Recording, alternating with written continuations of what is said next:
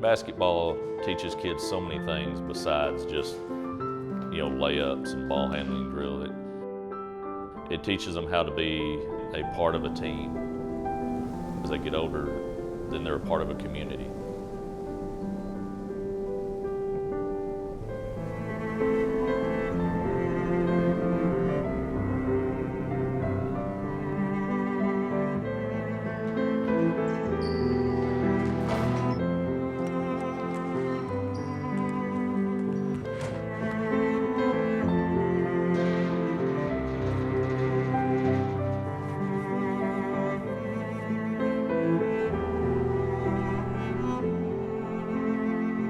We are a rural community.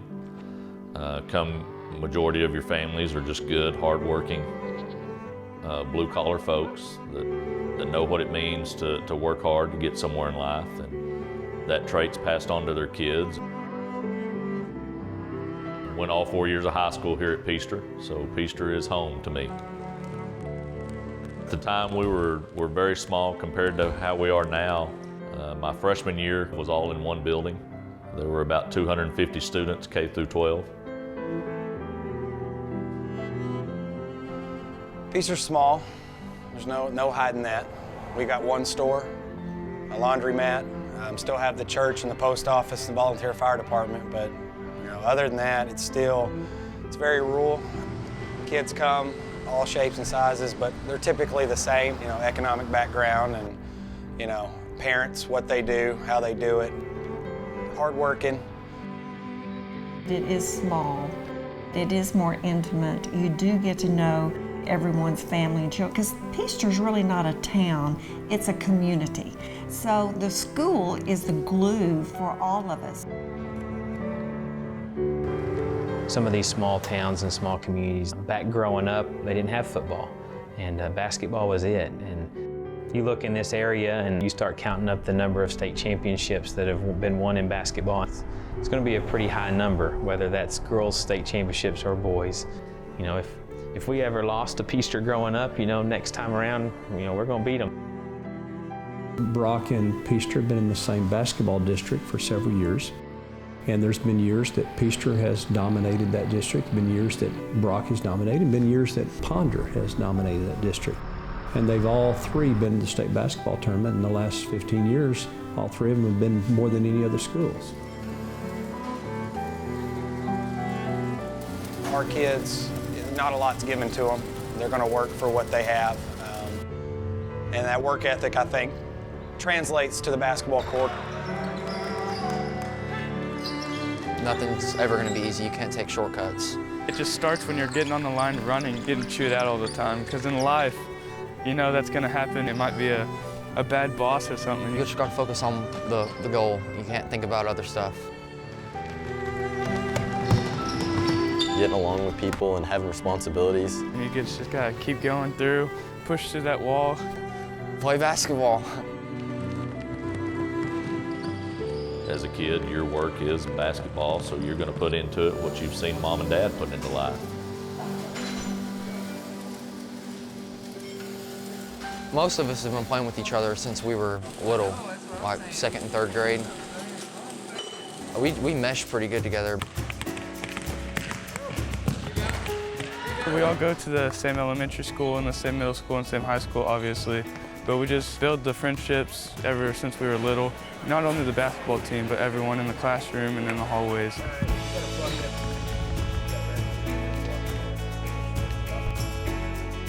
As little kids, we're all brought up and we're taught teamwork. Everyone for everyone, and not just for yourself.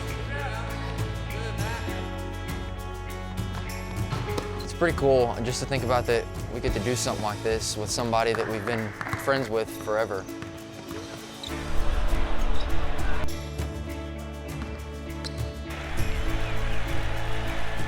Being a team starts in practice. When we're doing drills and stuff, if one person messes up, everyone's running. Your mistakes don't apply to just you, and they apply to everybody around you and can affect anybody. And we dog on each other hardcore, but that's one of the things is you can't get mad at someone if they mess up because you know that you're going to be in their shoes sometime. Taking the pride to run for someone else doesn't only affect your life, it affects the team's life.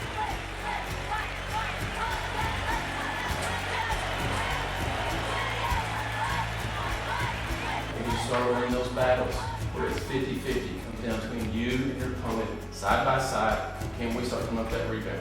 I want to start now. Coach Smith has been at Peaster now for close to 20 years.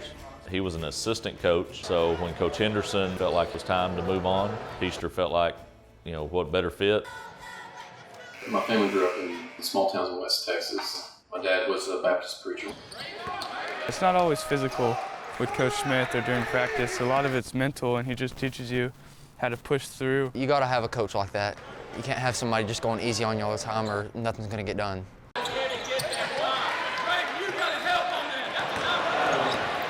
He likes to yell a lot, no doubt, but we respect that. He knows what he's talking about. Growing up and playing against Coach Smith, I tell you the most eye-opening experience I had with him was when I was able to come back here as a teacher and get to know him personally and how much pride he takes in the kids. Some of the guys that I played against growing up are here teaching at Peaster as well. Coach Graves, he was a couple years older than me growing up, but got to play him several games. I don't know how he tells the story, but I probably beat him more than he beat me. Back in the day, there was not as many people showing up to the girls' games, and now it's starting to come full circle where the girls are just as exciting as the guys are. I was one of those awful, awful parents. I was one of those horrible people that screams all the time. I was terrible. I was embarrassing. The reason I kept books was because I needed to keep my mouth shut. You keep up with who scores, what quarter they score in, free throws, where they shoot from, and they can tally up how many shots they took with how many shots they make and tell you the percentages. When somebody's going to get in foul trouble and how it changes the game when that person has to come out. We had, my first 2 years, a lot of success. And then we also had good young kids coming. And we could see that maybe it was turning into a chance for state power.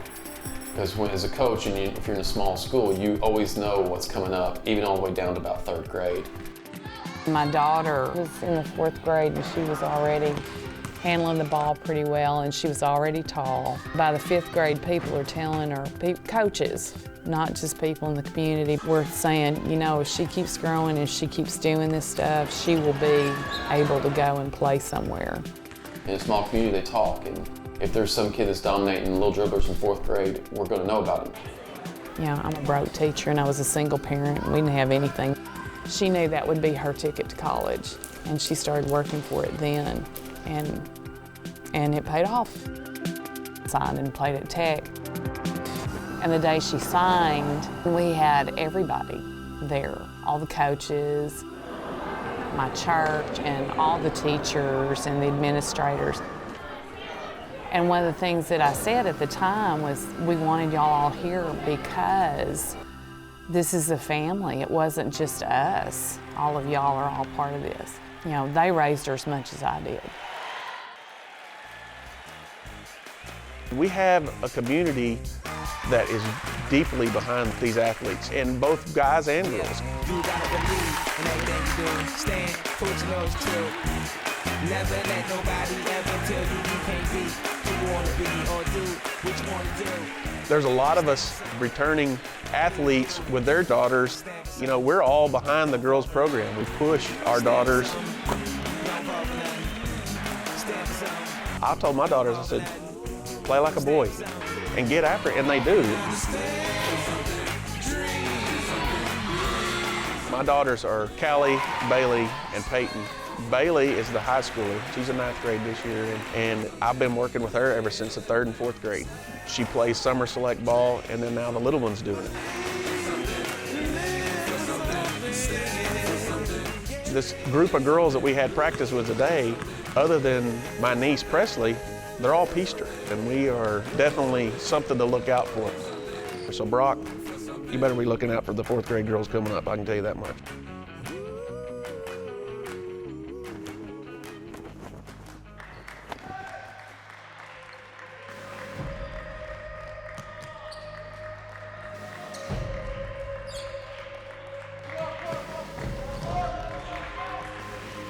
Don't have many NBA players that come out of Peaster.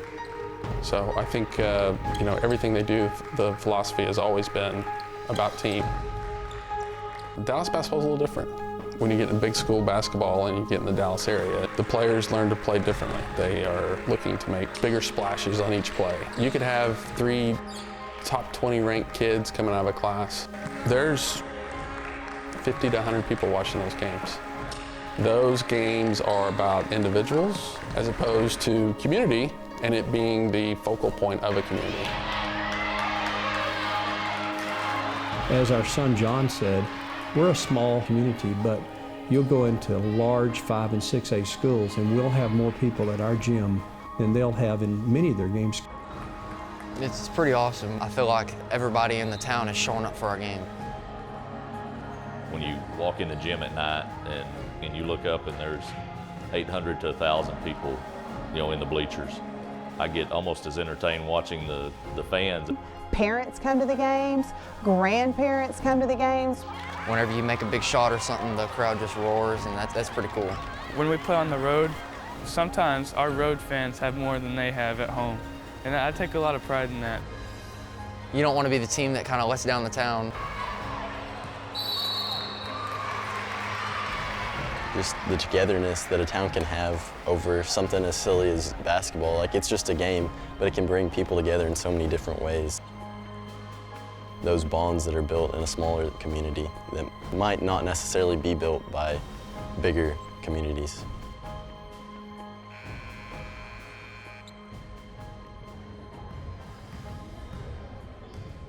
I had 4 older cousins. We would spend hours in the gym, and they whipped my butt constantly. My older cousin Jeremy played at Peaster. He was a senior when I was in 8th grade, and their team was phenomenal. I lived for Tuesday and Friday night so I could watch them play. Guys like Aaron Horton and Troy Keller and Travis Hull. Somebody always said to me at one point that you meet your best friends in college. Well, it was wrong. I met all my best friends when I was in high school. My mother actually won a state championship in high school. As a basketball player, she played 4 years at a Division I college. She was a great athlete, ended up being a coach. So through my early years, I can vividly remember riding the bus as a kid to Mom's games, and I don't really remember a lot of her messages to her teams, but I remember a lot of the messages to me. It's not going to be given to you. When it comes down to it, there's going to be a winner, there's going to be a loser. What you put in is what you're going to get out. Little dribblers, Pee-wee. She didn't let me pout when things went wrong. She didn't let me point the finger when it was my mistake and push it on somebody else. It just wasn't allowed. And that helped me grow as a player. And it's helped me grow as a man since I've quit playing. I graduated in '97. My sophomore year, we won district. Then my junior year, we went a little further. We got to the area round. And then my senior year, we made it to the regional semifinals. Each year, we worked harder and harder and got better and better. They made it to the regional tournament. They were a great team. They just went out and competed. When they graduated, it was like, okay, where do we go now? My freshman year, we didn't make the playoffs. I was pissed. We were good enough to do it, we just didn't have it. After that senior group left again, now what does Peaster basketball have? They've got Neil, they've got AJ coming back. The rest of the kids are JV. Well, we heard that. We heard that sentiment. My mom, she was teaching at Peaster. On our way to school, she said, I want to give you something. And I was like, all right, what is it? And it was her state championship medal that I had never seen. It was a little bitty pin with a little gold basketball, and it said first place. She goes, I want you to have this I pinned it on my letter jacket, and I'm going down the hall, and it's orange and white striped, little gold ball. And you see people looking at it. My teammates like, "What's that?" And I told them, and it was immediate. We want one of these. And it was then that we were in. We were all in, no matter what. No girlfriends, no trucks, no video games. Distractions were gone. We were focused and got down to the state tournament, and we were there. We weren't supposed to be there. We weren't supposed to win a game. We were a bunch of JV guys. There's been a lot of great parents run through the program, which is as much a part of it as anything, especially the parents of that back-to-back state championship team. There wasn't one night in school or in the summer that I wasn't at their house or they weren't at my house or vice versa. You know, we had a group of parents, mine included, that you can't put a price tag on. I imagine that when they went home at night, that those kids did not complain. And if they did, that group of parents told them to suck it up and make the best of it. The parents were all in as well. The parents trusted the coaches. The parents demanded the kids trust the coaches. You know, we were scared to get in trouble in basketball practice because one, we'd have to run a lot, and two, we'd be in trouble when we got home. When they walked down the court, you know, state championship level, teams weren't necessarily fearful of their athletic prowess. Here we go. We got 14,000 people in this arena to see basketball, and they're getting exactly what they paid for. You weren't going to outwork us. You were not going to outfight us. You might beat us, but you're going to have to earn it. With 2 seconds left, A.J. Hill to tie the game. He's good! He's good! And we are going to overtime. You know, A.J. Hill hits the 3 free throws. At the end of the championship game, we're down 3, 2 seconds, 14,000 fans. He knocks them down 1, 2, 3. We win in overtime. And there's a hound pile at midcourt as Peaster wins it 66-62. Good, merciful heaven. We got home that Saturday night at about midnight from Austin. We thought we were just getting home. We're tired, you know. We notice all the cars. We walk in, and the gym is packed. Everybody that lived in Peaster was in that gym at midnight on Saturday night. And, you know, that's just stuff you don't forget. And the Harney brothers with Sean and Josh, John Watley, me and AJ, Mitch Jones, Nathan McCarty. We knew each other. We knew each other. And it goes back to, you know, to me, my cousins playing in the gym. I will say the year that Graves won the state championship, we were the last team that they lost to that year. People think of Peaster and they think of basketball, but it's only the tip. We're strong academically as well as in the basketball program, and we have other very strong programs, but it's all because everybody's interconnected. The strength of all of it is because it's family, and everybody supports everybody else. I like to coach a small school because I like the feel of a small school. I like knowing, generally speaking, all the teachers in school. I know the cafeteria ladies, I know the janitors, and I also know kids all the way down into the 2nd and 3rd grade.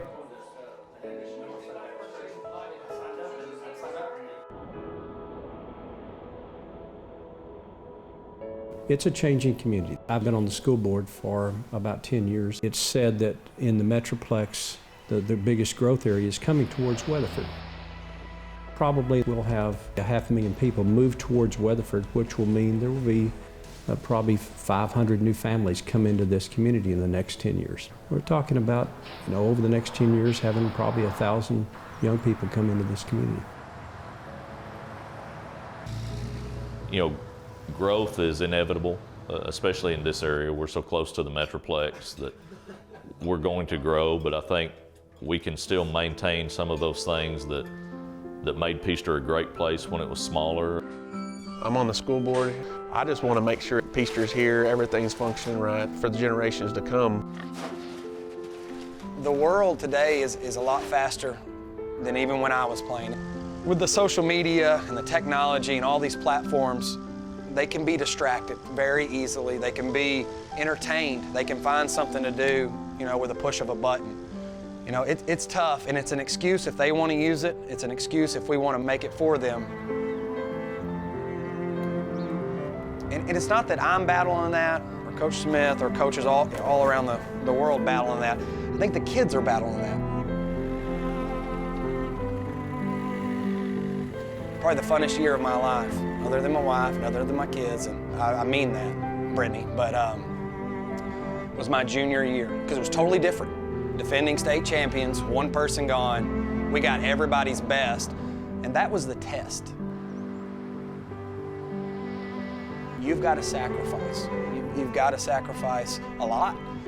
But truth be told, and I think the way we rolled through it, if you really want it, it's not a sacrifice, because that's what you want to do. We played a warm-up game in East Texas. It was funny how they scheduled it. We were the #1 seed in Class 2A. We played the #1 team in 1A. Well, the game before that was the #2 seed in 2A, a team called Van Vleck down by the coast. And you talk about phenomenal. They had 4 Division I athletes, 6'5", 6'4", jump out of the gym, and they put on a warm-up show that you would see on an NBA highlight reel. I mean, we were in awe. And I remember Coach Henderson saying, get a good look now, because if we're where we want to be in 3.5 weeks, they're going to be there too. And sure enough, that's who we played in the state finals. We'd seen it, we knew what we were up against. They had us dominated athletically in every position, hands down. The difference was we played together.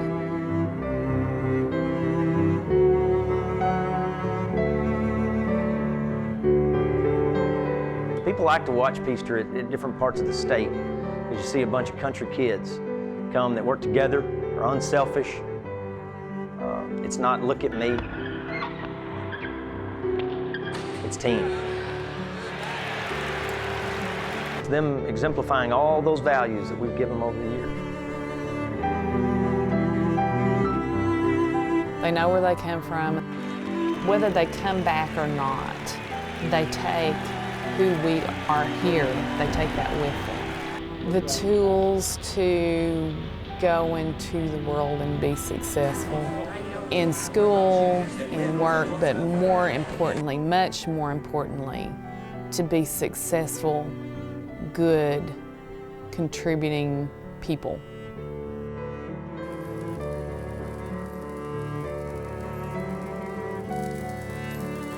Our morals and our traditions and our background is exemplified on that court. And there's people all across the state of Texas now that when you say Peaster, they say, oh, I know Peaster, they play basketball out there.